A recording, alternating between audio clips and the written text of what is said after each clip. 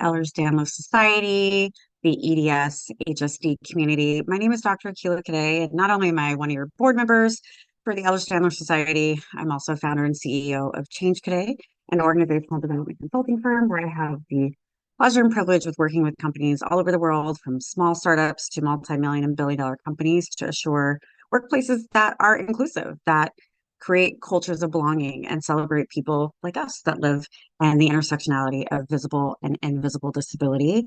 I'm excited to have this conversation because one of my favorite docs is here. I'm going to let her introduce herself. Her name is Dr. McKenna Hereford. She's also known as Dr. Mac, and is just, I don't know, is a badass. You can already see it. So passing it on to you, Dr. Mac. I don't even need to introduce myself after that, but thank you. So my name is, Dr. McKenna Hereford, but you might know me as Dr. Mac. I'm a licensed psychologist, and I also have EDS. I have the hypermobile type, and I'm now in private practice. I own my own business, but I've worked in a lot of different settings, corrections, a lot of different medical settings, in community mental health. I've seen a little bit of everything.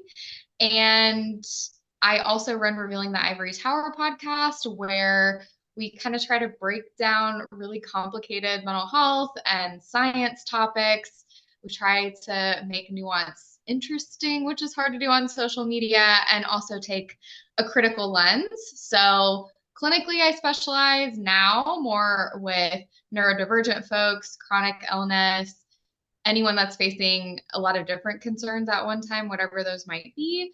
I'm also doing sex therapy and a lot of trauma and stuff like that. And then research wise and consultation wise, really working with other providers to improve health disparities. So that's what a lot of my research has been on, with my own field, other medical providers as well, to really try to enhance culturally responsive care. I mean, I love that. And then for those tuning in and listening, you can hear that Dr. Mac has every tool you need as far as managing your mental health, from, trauma and chronic illness and the things that we constantly navigate. And the one thing we have shared is that we are people who are in positions of owning businesses, who are able to kind of role model and get EDS out there in the main zeitgeist, because that's something we're constantly working on with having rare disease. And then, living with it. So I have myopathic EDS.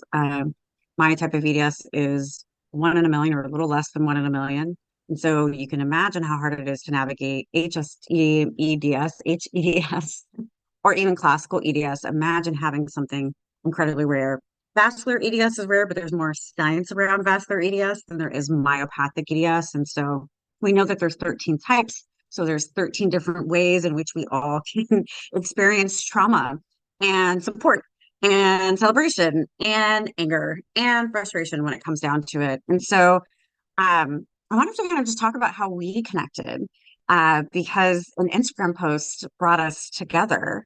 And I would love to hear it from you, because I hear it all the time. But what was that like for you, coming into a post that was celebrating my book, which is White Supremacy is All Around: Notes from a Black Disabled Woman in a White World?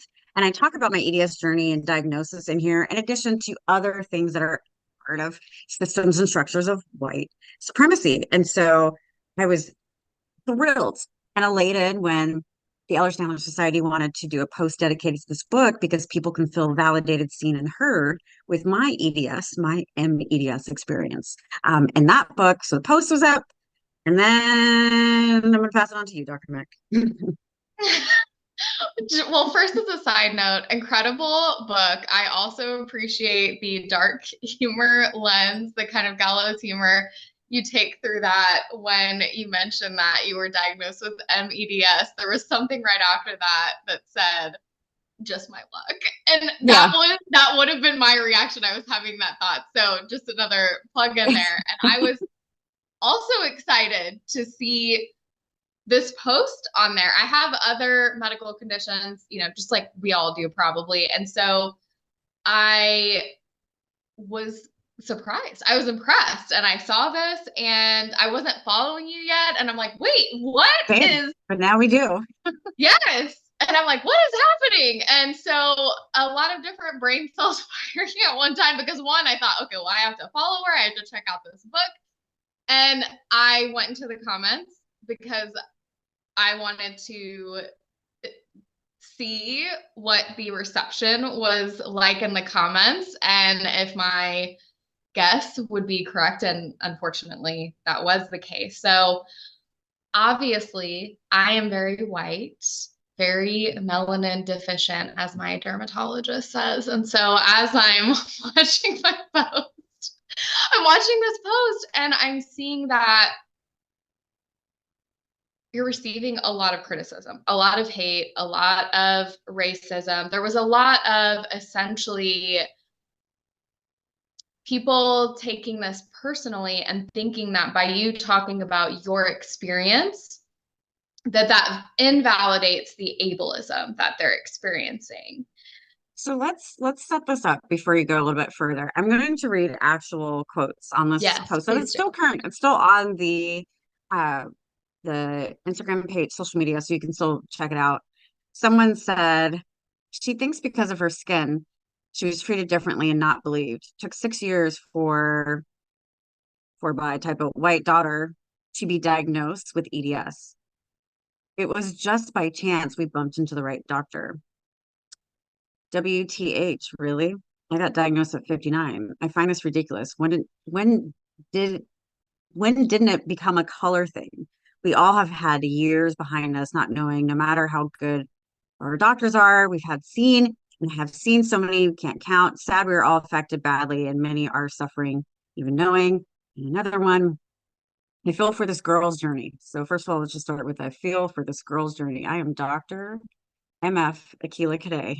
I'm a whole ass adult. Okay. But having a difficult time getting an EDS diagnosis isn't color specific. It took me almost 20 years, and I'm white as snow. Melanin deficient, I guess is what we could say.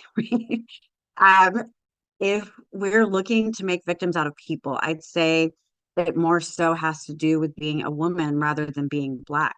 It's 2024. We are, why are we still blaming white people for all of our problems instead of just working together to make a better future? Yeah, I'm taking a deep Oh, breath. wait, no, this one's good too. Honestly, I don't get this. It took me 4 decades to get diagnosed with EDS, and both of my teenage children finally got diagnosed. Why is there a book being held up about white supremacy? Are we really going to fucking pollute? Sorry, that's what they said. A community of people that suffer from something like EDS with ideology, identity, politics, and race baiting crap? I've literally gone to the doctor for decades. I have vast medical knowledge, good negotiating skills. It took me 4 decades to get diagnosed. It has nothing to do with color as to do with the stupidity of doctors and lack of education and training. After time with their patients, and we don't have access to people that really know what's going on. Stop dividing the community of people like us that suffer for so long with race. This makes me really sad. Award winning.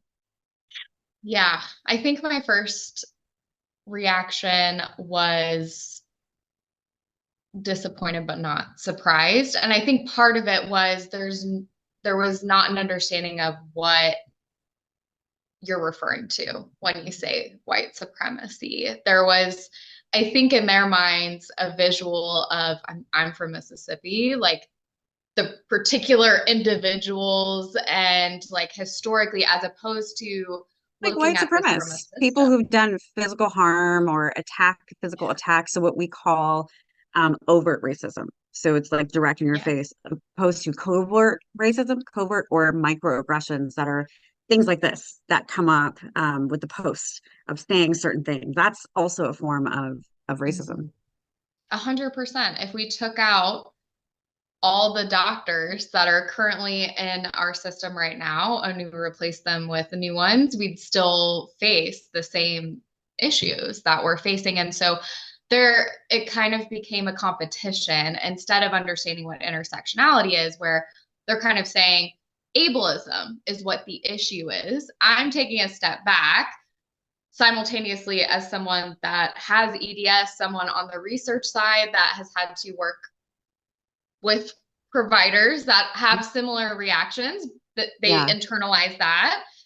and also as a psychologist who does therapy and understands that if you're feeling defensive, then that means there's something you're defending against. And so what am I picking up on? What can I do? There's the education side of that and really explaining that, which I did quite a bit of that. There were actually a few times that some medical or medically aligned people in the comments actually backed off after a bit when I kind of came in with the stats and, kind of saying that, I mean, in my master's program, we were looking at infant mortality disparities. We know with a lot of skin conditions, there are disparities. With all kinds of conditions, there are racial disparities. And so it's not like doctors are going to look at EDS and say, aha, yes, we've erased the racism with like, this is excluded. The fact that there isn't specific research, at least from what I've found, and I checked relatively recently on racial disparities with EDS, more so tells me there isn't the interest in looking at it. The absence of evidence is not evidence of absence here. And more importantly, there's someone here sharing their experience, just like what all these people would want. And so then it's also tapping into emotionally. So what is that thing that they're defending against? Do they feel minimized in some way? Do they feel underneath that somehow they've contributed to this themselves? Is there difficulty kind of sharing this space, kind of a scarcity mindset when we're talking about oppression of which we know there's no limit. There's plenty to go around here, but really noticing, I've seen it more related to socioeconomic status and race. I think it's relevant here where maybe white people in lower SES areas or if you don't have a lot of wealth or income, you face similar issues. That's because of classism and not because of race. So no one's questioning that you face challenges. What you were trying to say is it's this intersection of like actually multiple identities coming in at one time, and you're trying to take a zoomed out lens and also of course talk about in your book like individual encounters that you've had and really trying to take this multi-level approach. So I think there was a mix of people not understanding what white supremacy is. They're thinking of like white supremacists, like this terrorist group within the US, and also having difficulty making space for other people's experiences. And so I tried to go in. I think I went, I don't know, 24 to 48 hours because for that should be me doing that. That should be someone in the like in group that's doing that, whatever the in group is. So with EDS, if I'm meeting with medical providers that do not have EDS, I am sort of still in the in group because I am a sort of a medical profesmal. I'm a psychologist, so not quite the same, but using that in group to kind of you're a provider. You're part of that provider group. And I'm part of the provider group too, having a doctorate from med school, but I'm non-clinical, right? So, and like pre-med. And so it's the way in which we're able to use our intersectionality to advocate and champion things around EDS. So let's break down a couple of things. When we talk about intersectionality, it's a term that's coined by Kimberly Crenshaw, which talks about the parts of ourselves that contribute to an outcome of some sort. So if you think about a bus going down the street and there's an intersection and a bus going down the street, another intersection, and so forth, those intersections are non-disabled, LGBTQ plus, Black people, AAPI, Asian American Pacific Islander. Eventually, when that bus goes all the way down the street, no one's going to be on it, or you're just going to have a whole bunch of white guys. A lot of heterosexual, non-disabled, white guys like on the bus because they have the least amount of intersectionality parts that determine outcomes of what's happening. The other thing Dr. Mack brought up was white supremacy and the confusion around it, which is why I highly recommend everyone reads my book. White supremacy, and please add to it, Dr. Mack, white supremacy are the systems, structures, policies, practices, and procedures that exist everywhere from our healthcare system to where you work to the cafe you go to every day to get coffee that upholds values of white supremacy, saying white people, heterosexual, non-disabled white people are the people that deserve all the social determinants of health to thrive. What are those social determinants of health? Livable wages, real healthcare, walkable communities, transportation, any type of safety that happens, like policing that happens for the benefit of that person, so that they can all essentially kind of live this American dream. What we do know, as soon as that white person is part of the LGBTQ plus community, they're now in a position where they're going to be biased, judged, discriminated, murdered, harmed, maimed, whatever it may be. And so you can, as the list continues, if you're an AAPI person, if you're a Black person, if you're a Latinx person, you're going to experience things because you're non-white. You're non-white and or disabled, right? And so white supremacy holds all of the isms and obias, like the phobias. So homophobia, transphobia, racism, sexism, discrimination, ableism, all as a result of that, because if we're not, again, at the top of that group, we're deemed as less than, and we have these systems and structures, policies and procedures that oppress us. And so all of us who have EDS, we're all equally oppressed because we have something that is so rare that people don't even know what to do with it. And some of us, like myself, have things that are rarer, that are harder to take care of. And as Dr. Mack has said, and it's same for me, we have multiple comorbidities. Multiple. I'm in the process of getting diagnosed with another rare thing right now. I'm not into it, but it's related to connective tissue disorder, and that comes from, my collagen, my fun genetics, my genes, right? As a result of that. And so for me, by setting up intersectionality, setting up white supremacy, having this post, I was taken aback by how much hate I received on this post that I actually stopped looking. I never looked at the comments, but the one or two times I looked, I saw this not so ivory tower person, and I had to slide. And Dr. Max, DMs to say thank you for doing this, because what was displayed there, and I again highly recommend people go and just look at the post, look at the responses, look at what's happening there, because it is a free class on how to not be an ally, but to be an accomplice, which is, this is not my problem. I shouldn't have to educate or explain myself to anyone. I already chose to do that in my book. I didn't have to do that in my post. I definitely didn't have to do that in my community. And I definitely shouldn't have had to experience that as a board member who's actively working on diversifying the research, the messaging, and the branding for everyone, not just Black people, for everyone who has EDS. And so you role modeled what it's like to take that weight that a lot of Black women actually have in America. And a lot of people have who are a lonely or only in a space, and we're all lonelies or onlys with EDS, to solve that, to educate people without me further traumatizing myself. And I just want to say thank you for being an accomplice, moving past an ally, being comfortable, being uncomfortable, and dedicating 2 days to this. Yeah, I think, and I hope that people take from this conversation, maybe similarly how I felt reading it and seeing the post. Obviously, I'm seeing the image first, and then I read the caption and then the comments, which is, I know that that's not directed toward me specifically.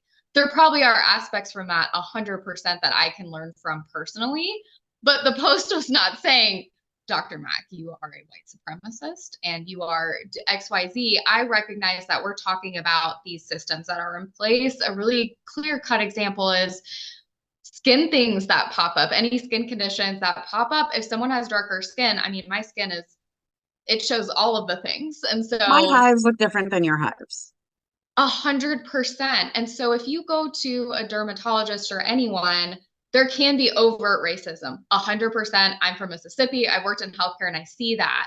What maybe people in the comments weren't seeing is that might get missed. And it's not necessarily because the doctor is a white supremacist and hates their patients, but more they were never trained on that because their mentors, their supervisors, their professors, the books with images or pictures had skin that looked like mine. I mean, probably a shade darker, but like mine, where it's very easily visible. And so it's more this, in that sense, that covert racism is much more neglect. It's actually the lack of consideration then. So we need to kind of tackle all of that. And so when I saw the picture, I was excited, and learning that you were a board member, I was very stoked, but that's why I didn't take that personally or internalize that.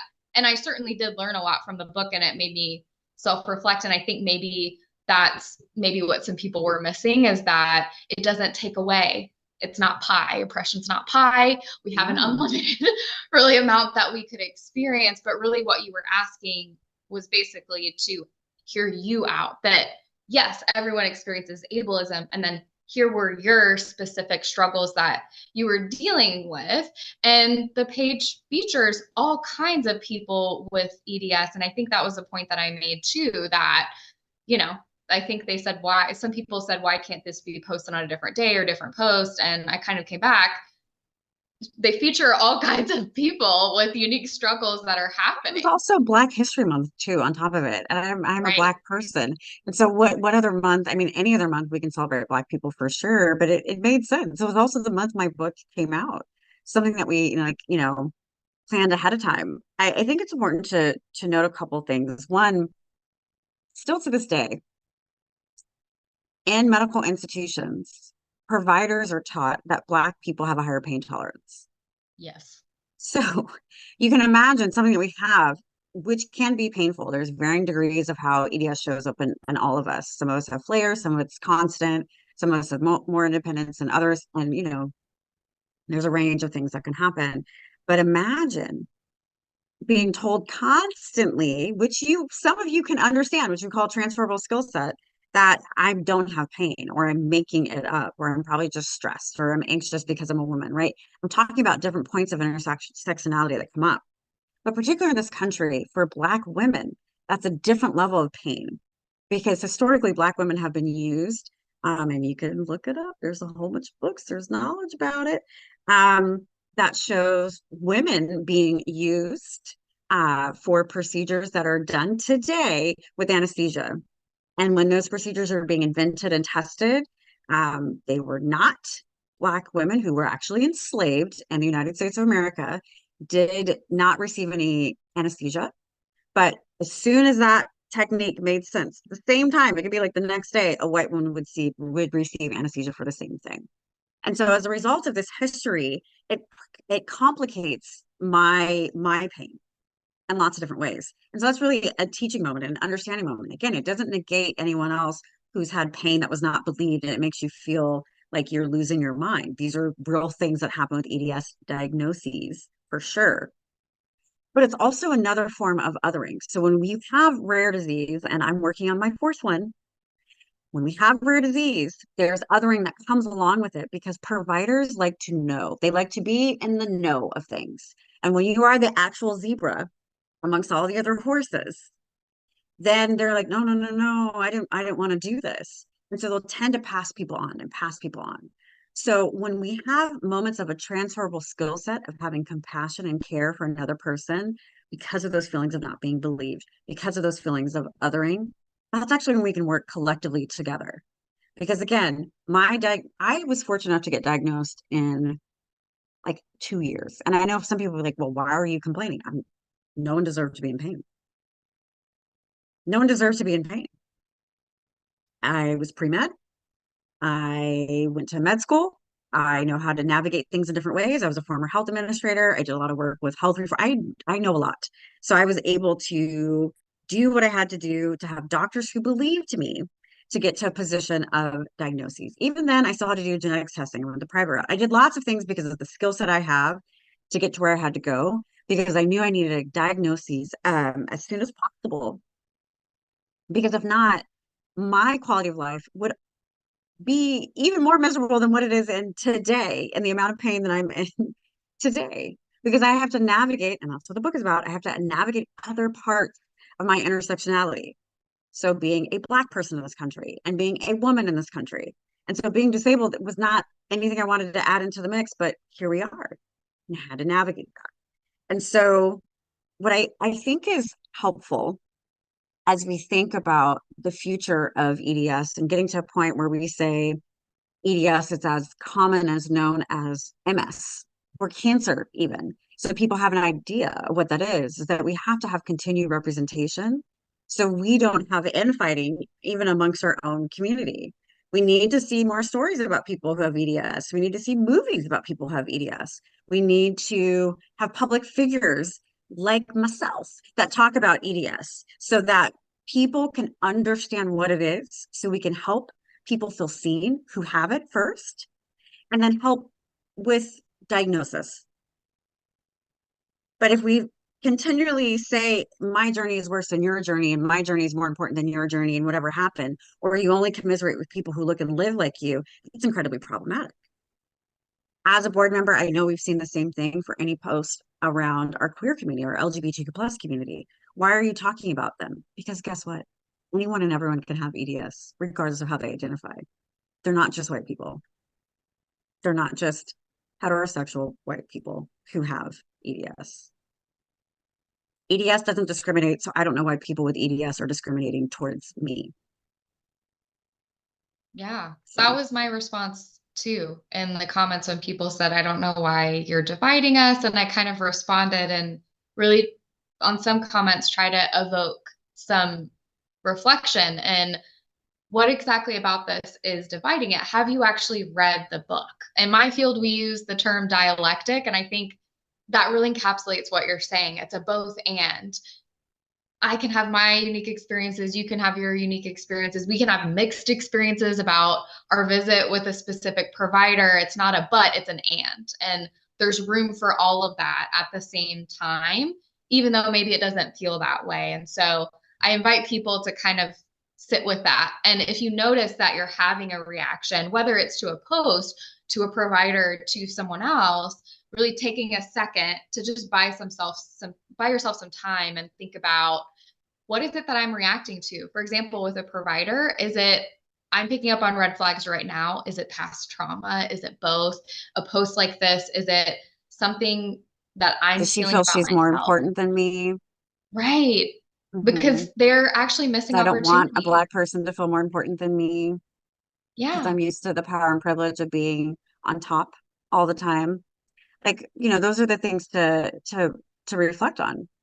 Hmm. We're already in a position of less than. We are collectively viewed as less than because of the limited knowledge. As Dr. Mack has already said, and I haven't done this myself, which is why I'm part of the board. You can't find research of what EDS is like for someone who's BIPOC, Black, Indigenous, person of color, or POC person of color. You can't find that. You can't. And so there's probably things that are signs of what I'm going through with either progression, diagnosis, or whatever, and there's no information. There's no information, you know? And when someone is in that position to say, why is she being celebrated? Why is her story being highlighted? They're they're doing the same thing as research. Like, we don't need to do the research. We don't need to do any of that. And love, most of us have comorbidities that include depression because we're constantly in pain. I have major depressive disorder. I would have never thought my EDS community would be so harsh towards me. Would have never thought that. If I had a heads up, I'd be like, don't do it. Don't put it up because I don't have time and I don't have the energy to do it, which we all know. We have fatigue, tired, brain fog, depending on what your symptoms are. And these individuals who have the same thing as me chose violence. They chose to lean in to cause harm, to cause either stress, sadness, or whatever. And which is why I'm wise enough to remove myself from the situation. I alerted the society to what was happening and to monitor the comments. But I had to remove myself from my own personal sanity. And so these very people who experience the same or similar things to me still chose their white privilege over the intersectionality we have with all living with this rare disease, and we're treated horribly, consistently. They reenacted, interestingly, like they reenacted how they're So treated by their own providers for ableism and actually did that to you and yeah. missed that opportunity to connect, because how often do we feel isolated? And so there were missed 100%. opportunities. The other side that came up as a result of this post is that I had so many women of color and also Black women slide in my DMs and say thank you because they've never seen anyone who was either my status or another Black person who had EDS. They felt alone. And just with that post, they felt seen. They felt like they belonged in a community that clearly chooses who can be part of it, which I think is why I've chosen to have a cane on the cover. I'm a cane user. I go in and out of using a cane or whatever braces or devices that I need to use to function. And that was a powerful thing for me to know that they were able to feel connected. But it's also 2024, and I don't know how long they've had something. And in 2024, they're feeling connected to someone. And I know one way or another, someone else has maybe met someone else because there's a higher probability of having access to someone who may know what you have, or you may have connected through the Ehlers-Danlos Society with someone else who's similar, And the interesting thing is, it's not going to stop me from talking about EDS. It's not going to stop me with my work and activism around EDS, in addition to being a board member, because quite frankly, everything that I heard about on that post through our conversations would give me all that I need to know to remove myself from the situation. But I refuse to have white people having a temper tantrum to affirm white supremacy stop me from hopefully getting some research dollars going towards people of color and having more representation and voices for non-white people who live with EDS. As we are, as we're wrapping up, I would love to know from you what are some action steps so people can at least learn how to be an ally to move to being an accomplice or advocate when it comes to this intersectionality we have as EDSers, zebras, and when it comes to that complexity of how white supremacy can show up so we can affirm when people want to affirm control. Yeah, I mean, I think the first step is intentionally seeking out all kinds of diverse voices. For example, obviously you were featured on there. You mentioned that queer folks are featured, getting that unique spectrum, because like you said, it doesn't discriminate. And so there are shared things, just like there are different things, just like within our own community. Like you said, you use a cane, I don't. And so there's space for us to have commonalities that we share, and also make space for the fact that there are differences of all kinds, and really listening. And I think importantly, that is a gift from social media, is that if someone is choosing to educate others about their experience, you reach a lot more people, you can remove yourself if needed, and it allows someone like me, for example, or maybe other people paying attention, to consume that without putting the burden on the person with the lived experience to take time. Can I pick your brain? I hop in your Mhm. DMs. Can I pick your brain really quickly? Or can you point me where to go? And I think if you're willing to kind of make that space, look up the research on other chronic health issues. Make sure to amplify the voices. It does take time, and I'm still learning on this too. When do you speak louder? When do you shut up?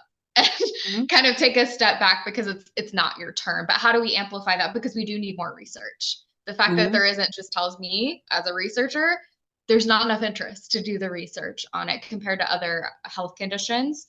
So I think also playing to your strengths. How do you advocate in other areas of your life? You don't have to do all of the things. Are there certain things that you do well that you can lean on? And so, yeah, I think it's really trying to do your best to educate without depending on other people to take that time and emotional labor to educate you, unless they're in the space to do that and they volunteer to do that. And really trying to learn, really listen, and listen to learn, and not just listen to respond. And if you notice that you're having a reaction, because you're human, we all have them, take a step back, maybe sit with that, and really try to refine the when do I jump in, like I did on that post. You should have removed yourself. And I think that was the best decision for you. And so I jumped in. However, maybe I would take a step back if we're both invited to do something and I'm the one that gets that opportunity and someone else doesn't. Then I'm going to take a step back because we need more diverse voices. So those are just some examples. I think a lot of learning needs to be done, not just research, but also, more importantly, your lived experience and what that's like, and making space for that. 100%. And I'll just add to that, like when people get the itch of why her, why them, why him, when it particularly comes to someone's story being highlighted around their journey around EDS, that's the moment to check your bias and check your privilege with what's happening. So what everyone needs to do is put on their deodorant, brush their teeth, and check their bias and check their privilege every day. And I talk about that in the book. And the reason for that is we all have different lived experiences. We all have different types of healthcare. We all have different types of EDS. We all have different symptoms. There's so many things that come into the fold when it comes to our community with EDS. And so if you check your bias and check your privilege and you ask yourself, why am I upset? Why am I upset? And you kind of process that, you either can formulate a better response or not say anything at all while you're reflecting on what it is. Because the second thing is that we have to continuously learn and unlearn. So my post was an opportunity for you to learn that literally gave you a tool to say, get the audiobook, the ebook, or the actual book to learn about someone's experience who also has EDS and the other things. But instead, the response was, again, not that itch of why. It was like, why not me? What does she know? And going hard. So if you go into that position to learn and unlearn, which you will do for the rest of your life, that can put you in a position to understand people's intersectionality with who they are. And that'll also help you with understanding your own journey with EDS, who's in your community, what you can be grateful for, appreciative for, where you can build community, where you can be frustrated together, where you can have understanding opposed to adding to someone else's harm, pain, and discomfort that already comes with living with EDS, which is definitely important. And then the last thing is coming into a position of apology. And that's for anyone at any moment in time, because no one apologized to me for what they were saying. Right. And so when you're in a position to say, and some people may have done that with their comments, I don't know, I didn't look. But when you get into a position to realize, to learn and unlearn that harm was caused, hold yourself accountable with that apology, hold yourself accountable with those thoughts and feelings and emotions, and just show up differently moving forward. You can't really fix stuff in the past, but show up differently moving forward. Because there will be another post about me. There will be another post about, our LGBTQ plus community, someone who is non-white. It will happen again because that's what I'm doing. And that's what I'm pushing for. This face was on a billboard in Times Square, all about EDS as we're celebrating EDS Awareness Month in May and HSD. So it's important to know that we have to stick together as a community so that we can get to the position of quicker diagnoses, minimizing misdiagnoses, and being able to get the treatment we all deserve to live with something that is, for some of us, getting progressively worse or leveling off. And no matter what, it is a challenge. Dr. Mack. I think that was perfect. I don't know how to Oh, add to that. well, I know what to say. First of all, your eye makeup is like incredible. Like, Oh, thank you. yeah, no, I mean, we're just I like light practiced. eyes for EDS here. It's like work smarter, not harder. You get Yeah, one of those this tools. little, yeah. It's working well. And so with that said, we're out here using our intersectionality as stunning docs who have EDS, who are actively doing the work to constantly educate people with how we can show up and literally make the world a better place and not add to the harm and the just the frustration and disgust that's already out there. The world is doing a great job of that. But we as a community can be a soft spot in a really painful space and place that we show up in every day. And so with that said, let folks know how they can find you, Dr. Mack. Yeah, I think I'm more active on Instagram because I'm an elder millennial. So my handle is Revealing the Ivory Tower podcast. You can also email me if you want. It's McKenna, McKenna at revealpsychology.com. Are you taking new clients? I am actually Okay. currently. Yeah. Yeah. Okay. Well, I think that's important to share. I have a provider who has EDS and it is hard to find, but when you find them, it makes things easier. So I highly recommend that. And if anyone wants to follow me for positivity, because I will hold you accountable on my page, it's at change, the word change, CHANGE, my last name Cadet, CADET. So at change Cadet on all platforms and website. So today and always, I'm going to tell everyone what I tell myself every day, which is to keep being amazing. So keep being amazing, Dr. Mack. Thank you for taking You care of too. me. Thank you. It sucks that we met this way, but I love that we met this way. I love that we've Yeah. had physical time together too. We're in different Yeah. states and we've been able to get together. Me and McCain came to see you, which I think is wonderful. And let's continually build community. So thank you all.